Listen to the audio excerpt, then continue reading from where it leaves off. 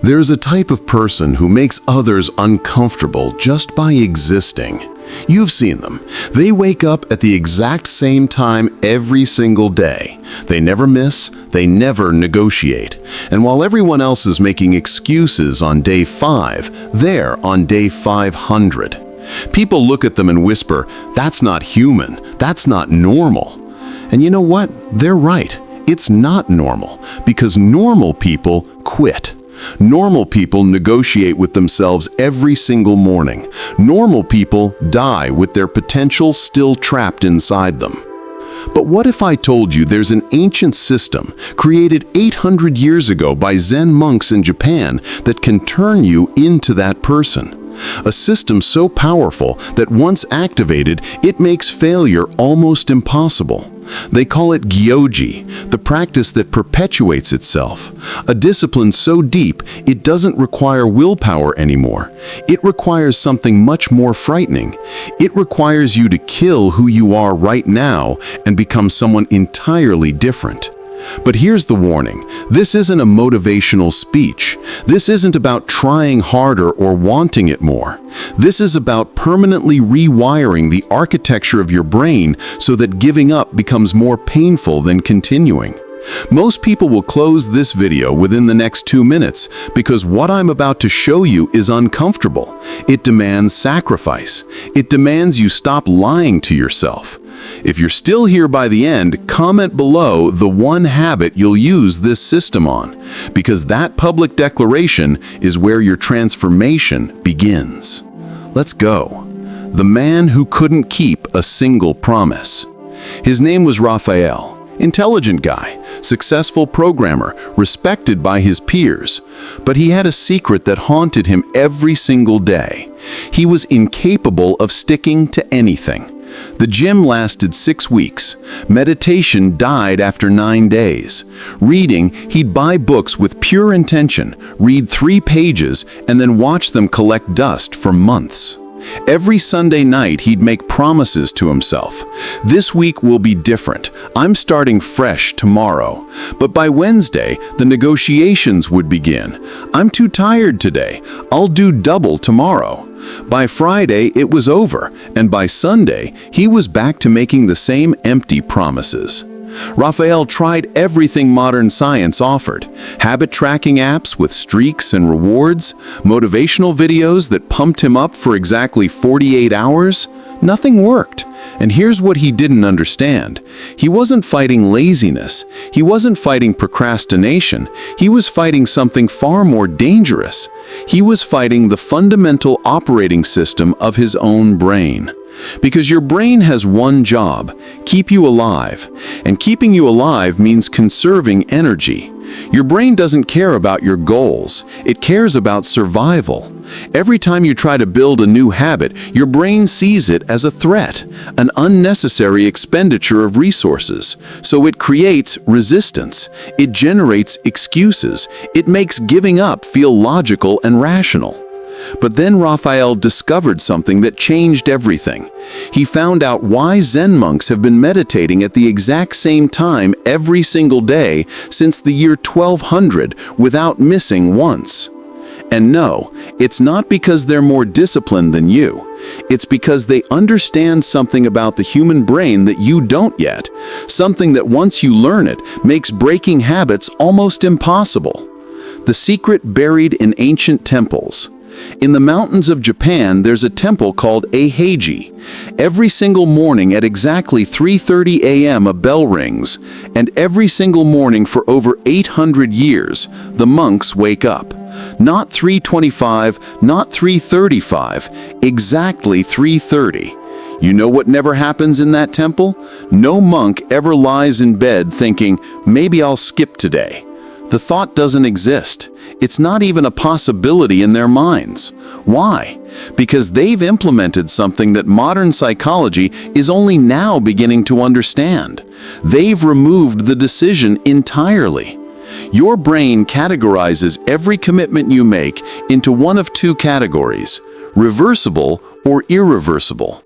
Brushing your teeth is irreversible. You don't negotiate with yourself about it. You just do it. Going to the gym is reversible. Every single morning, your brain reopens the negotiation. Should I go today or tomorrow? Is it really necessary? When a commitment is reversible, it becomes a battleground. When it's irreversible, it becomes automatic. Zen monks make their practice irreversible through a public ceremony. When a monk takes his vows, he doesn't whisper them in private. He declares them in front of the entire monastery, in front of his teachers, in front of his peers, in front of everyone who will see him every single day for the rest of his life. He's not making a promise to try. He's announcing a new identity. He is no longer someone who wants to meditate. He is a meditator. The entire community witnesses this transformation. From that moment forward, breaking the commitment isn't just failing yourself. It's failing in front of everyone who knows who you claim to be. And here's where neuroscience gets fascinating. Researchers at Harvard spent 15 years studying why public commitments work. What they discovered is primal. When you make a behavior public, your primitive brain interprets failure as a threat to your survival. 10,000 years ago, if you lost status in your tribe, you died. You were cast out. No protection, no resources. You didn't survive alone. Your brain still operates with that ancient programming. When you publicly declare something and then fail, your brain registers it as a survival threat. The shame you feel isn't just emotional discomfort. It's your brain screaming at you that your social survival is at risk. This is why private promises are worthless. There's no consequence. There's no threat. Your brain knows you can fail in private and nothing happens. So it lets you fail, because that's easier than changing. The declaration that changed everything. Raphael understood this intellectually, but understanding isn't transformation. So he did something that made his girlfriend think he had lost his mind. He wrote down on paper, "I am a person who meditates for 20 minutes every single day at 5 a.m. for the next 90 consecutive days without exception." He signed it, he dated it, then he posted it on every social media platform he had: Instagram, Facebook, Twitter, LinkedIn. He told his girlfriend, he told his coworkers, he told his family, he told people he barely knew. His girlfriend said, "You're being way too dramatic about this." His coworkers laughed. "Dude, why are you trying so hard? It's just meditation." Perfect. Every single one of those reactions became fuel, because now every morning when the alarm went off, Raphael had a choice: wake up and meditate, or wake up and become a liar in front of everyone he knew. Day 3 was the real test. The alarm screamed at 5 a.m. His body was still exhausted from poor sleep, and immediately, right on schedule, his brain began its usual script. "You're too tired. This isn't healthy. One day off won't matter. You can do double tomorrow." But something fundamental had shifted. The thought of posting online that he'd quit after 3 days was unbearable. The thought of walking into work and having his coworkers smirk and say, "Told you so," was devastating. The public declaration hadn't made him more motivated. It had made giving up more painful than continuing. And that's the key. Discipline isn't about increasing your desire to do hard things. It's about making quitting more painful than persisting. But even with all that social pressure, Raphael still faced a problem. He was still fighting himself every single morning. His body didn't care about his reputation. It wanted sleep.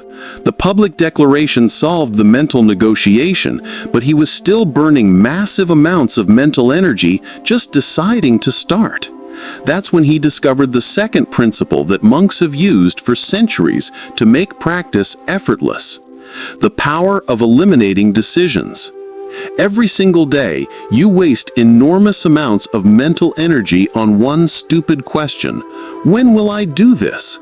Should I work out in the morning or after work? Should I write now or after dinner? Should I meditate before breakfast or before bed? Each time you ask this question, you're burning glucose in your brain. Glucose that should be used for actually doing the thing. You're wasting fuel deciding when to drive instead of just driving. Monks don't waste energy on this question because they eliminated it centuries ago. The schedule is fixed. There is no decision. The bell rings at 3:30 a.m. You wake up. The bell rings at 5 a.m. You meditate. The bell rings at 6 a.m. You eat. Time is not a variable. It's a constant. Raphael chose 5 a.m. Not because he was a morning person, not because he loved sunrises or found early mornings magical. He chose 5 a.m. because at 5 a.m. the world is asleep. No text messages, no emails, no distractions, no excuses. No one needs anything from you at 5 a.m. The time wasn't about optimization. It was about elimination. Eliminating every possible excuse his brain